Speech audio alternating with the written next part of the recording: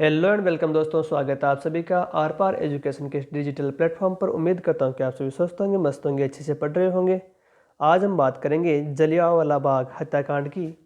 आज के दिन 13 अप्रैल को घटित हुई थी यह घटना, जलियांवाला बाग हत्याकांड। तो वीडियो में आगे बढ़ने से पहले जिन्होंने चैनल को सब्सक्राइब नहीं किया सब्सक्राइब कीजिए, शेयर नहीं किया तो शेयर कीजिए, क्योंकि आपका अपना चैनल है। बात करते हैं जलियांवाला बाग हत्याकांड की। तो ये अमृतसर पंजाब में घटित हुई थी। इसका कारण था रॉलेट एक्ट का विरोध करना। क्या था रॉलेट एक्ट? तो अंग्रेज़ों के द्वारा एक नया कानून पारित किया गया सिडनी रॉलेट की अध्यक्षता में, जिसके अंतर्गत है क्रांतिकारी गतिविधियों को कुचलना इसका एक प्रमुख उद्देश्य था।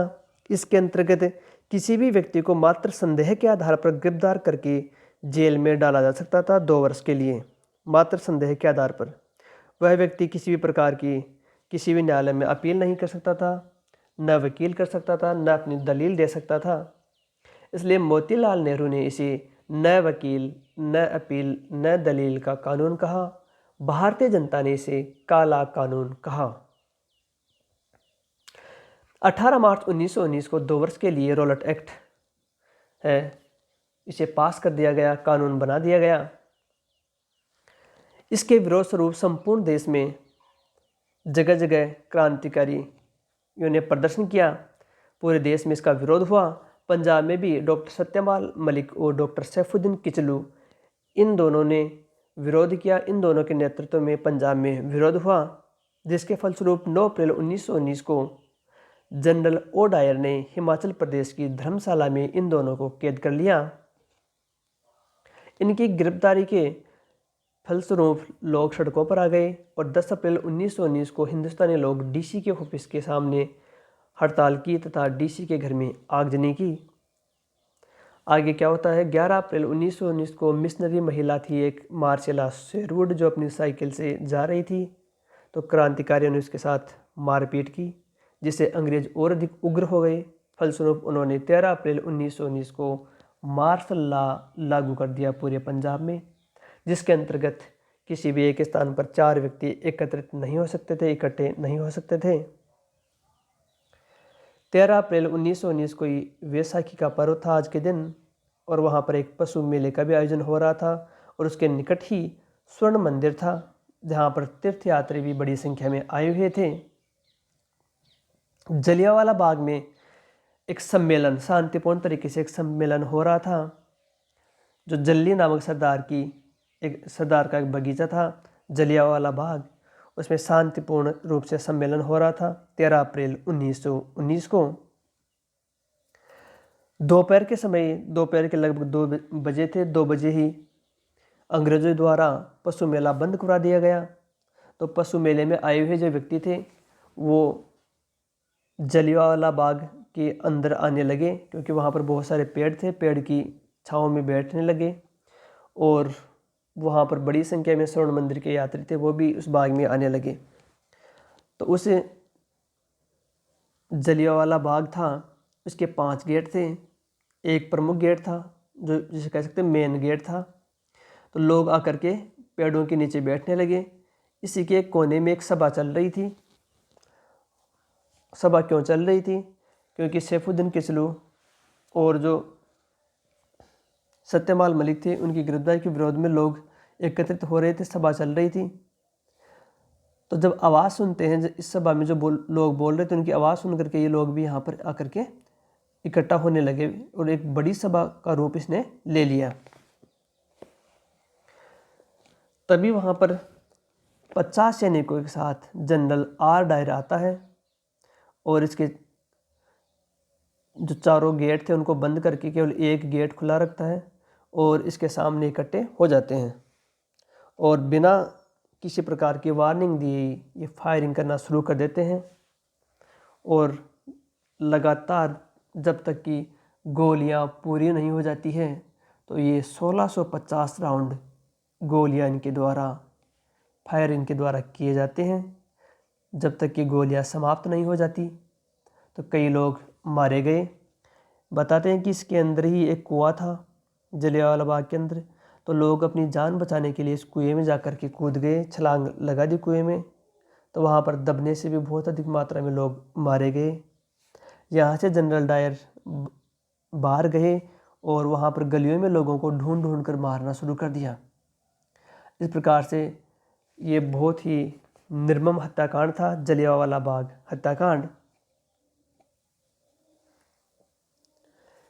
गोलियां किसने चलाई? तो जनरल, या कह सकते कर्नल रेजिनोल्ड एडवर्ड हेरी डायर, जिसे कहते हैं जनरल आर डायर। तो जनरल आर डायर और जनरल ओ डायर अलग अलग व्यक्ति थे।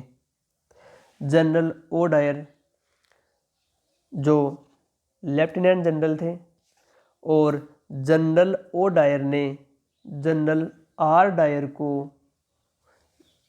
अस्थायी तौर पर ब्रिगेडियर जनरल बनाया था। अस्थायी तौर पर ब्रिगेडियर जनरल बनाया था। हत्याकांड के समय अंग्रेज अधिकारी थे जनरल आर डायर और पंजाब के लेफ्टिनेंट जनरल थे माइकल ओ डायर। उस समय हंसराज नामक व्यक्ति भाषण दे रहा था। तो गोलियां किसने चलाई? गोलियां जनरल आर डायर के द्वारा चलाई गई थी। अब क्या होता है, जलियांवाला बाग हत्याकांड की जांच हेतु तहकीकात कमेटी कांग्रेस के द्वारा इस हत्याकांड की जांच करने के लिए तहकीकात कमेटी गठित की गई। इसका गठन मार्च 1919 में होता है। रिपोर्ट 7 जून 1919 को दी जाती है। अध्यक्ष कौन थे? तो मदन मोहन मालवीय इस सभा के अध्यक्ष थे, तहकीकात कमेटी के अध्यक्ष थे। इसके अन्य सदस्य थे मोतीलाल नेहरू, महात्मा गांधी, सी.आर. दास, तैयब जी, जयशंकर प्रसाद। तो तहकीकात कमेटी कांग्रेस के द्वारा गठित हुई थी, जो इस हत्याकांड के जांच के हेतु गठित की गई थी। मार्च 1919 में रिपोर्ट सौंपी थी 7 जून 1919 को। अध्यक्ष थे मदन मोहन मालवीय तहकीकात कमेटी की। इसके बाद में अंग्रेजों द्वारा हंटर कमीशन की घोषणा की गई, या कह सकते हैं हंटर कमीशन लाया गया। इसका गठन किया गया 1 अक्टूबर 1919 को और रिपोर्ट दी गई मार्च 1920 में।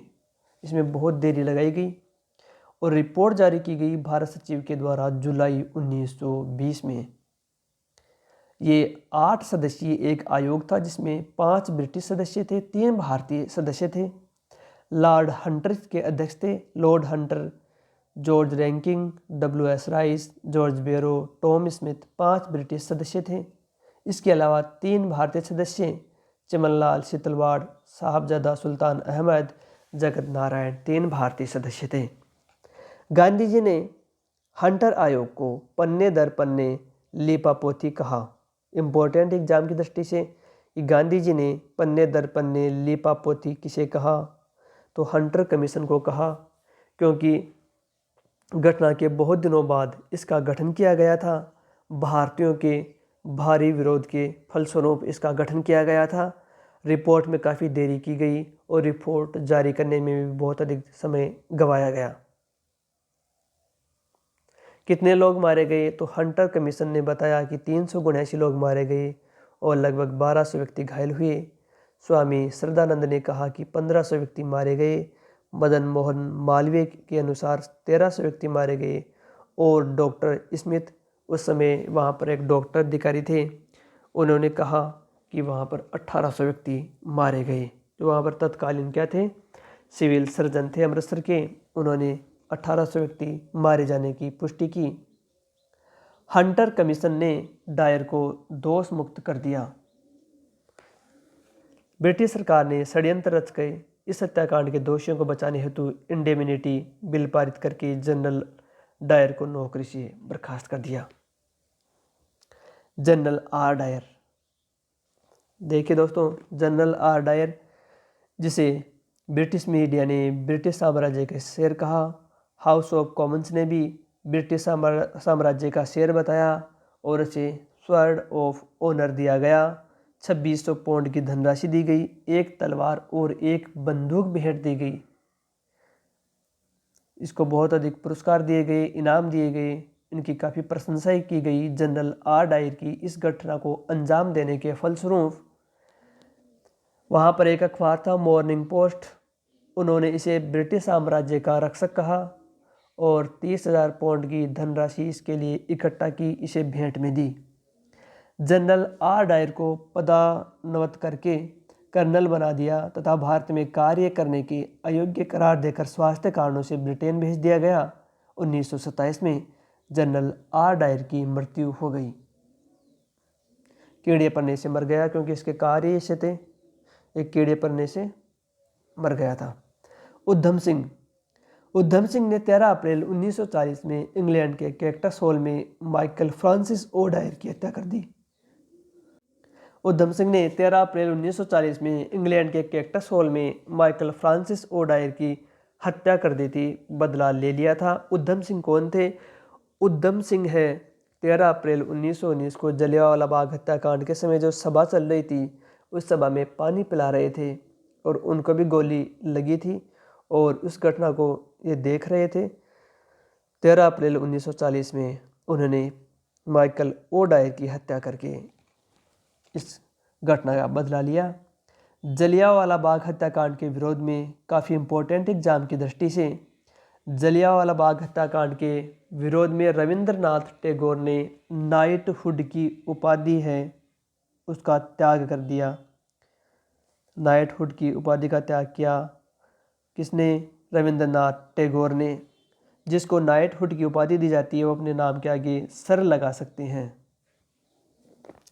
गांधी जी ने केसर-ए-हिंद की उपाधि त्याग दी। जमनालाल बजाज ने राय बहादुर की उपाधि का त्याग किया। शंकर नायर ने गवर्नर की कार्यकारिणी से इस्तीफा दे दिया। तो जलियांवाला बाग हत्याकांड के विरोध में इनके द्वारा अपनी अपनी उपाधियां थी उनका त्याग किया गया। अब देखते हैं जलियांवाला बाग हत्याकांड का राजस्थान से क्या संबंध है। राजस्थान से क्या संबंध है जलियांवाला बाग हत्याकांड का? तो देखेंगे, पहला है मानगढ़ पहाड़ी का हत्याकांड। कहाँ है मानगढ़ पहाड़ी? तो बांसवाड़ा में। कब हुआ ये हत्याकांड? 13 नवंबर 1913 को मानगढ़ पहाड़ी हत्याकांड हुआ। भीलों की सभा पर गोलियां चला दी गई। शहीद लगभग 1500 भील इस घटना में शहीद हुए। इसे राजस्थान का जलियांवाला बाग हत्याकांड कहा जाता है। मानगढ़ पहाड़ी का हत्याकांड है, इसे राजस्थान का जलियांवाला बाग हत्याकांड कहा जाता है। दूसरा है नीमूचना हत्याकांड। कहाँ पर? अलवर में। कब हुआ? 14 मई 1925 को नीमूचना हत्याकांड हुआ। किसानों की सभा पर छज्जू सिंह के द्वारा गोलियां चला दी गई। छज्जू सिंह को राजस्थान का जनरल डायर कहा जाता है। छज्जू सिंह नामक व्यक्ति थे, छज्जू सिंह नामक सैनिक थे अंग्रेज़ों के, ब्रिटिश सेना के। इसके द्वारा गोलियां चला दी गई जिसे राजस्थान का जनरल डायर भी कहा जाता है। गांधी जी ने जलियांवाला बाग हत्याकांड से तुलना की। नीमूचना हत्याकांड की तुलना गांधी जी ने जलियांवाला बाग हत्याकांड से की है। गांधी जी ने नीमूचना हत्याकांड को दोहरी डायरशाही कहा। काफ़ी इम्पोर्टेंट एग्जाम की दृष्टि से दोहरी डायरशाही किसे कहा गया? नीमूचना हत्याकांड को कहा। किसने कहा? गांधी जी ने कहा। गांधी जी ने नीमूचना हत्याकांड को दोहरी डायरशाही कहा। गांधी जी ने नीमूचना हत्याकांड को जलियांवाला बाग हत्याकांड से इसकी तुलना की है कि जलियांवाला बाग हत्याकांड के समान ही नीमूचना हत्याकांड हुआ। तीसरा है नेमड़ा हत्याकांड। कहाँ पर हुआ? विजयनगर क्षेत्र जो सिरोही के अंतर्गत आता है। 7 मार्च 1922 को नेमड़ा हत्याकांड इसको अंजाम दिया गया।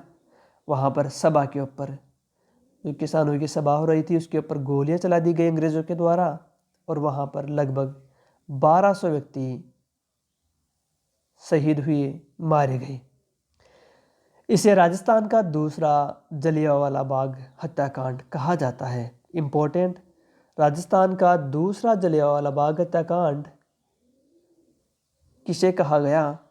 तो नेमड़ा हत्याकांड को राजस्थान का दूसरा जलियांवाला बाग हत्याकांड कहा गया। तो दोस्तों, आज के दिन 13 अप्रैल के दिन जलियांवाला बाग हत्याकांड हुआ था। तो आपको हमने कुछ महत्वपूर्ण बातें बताई राजस्थान के संदर्भ में और जलियांवाला बाग हत्याकांड के संदर्भ में। तो वीडियो आपको कैसा लगा? यदि अच्छा लगा हो तो शेयर कीजिए, चैनल को सब्सक्राइब नहीं किया तो सब्सक्राइब कीजिए। मिलते हैं अगले वीडियो में, तब तक के लिए थैंक यू।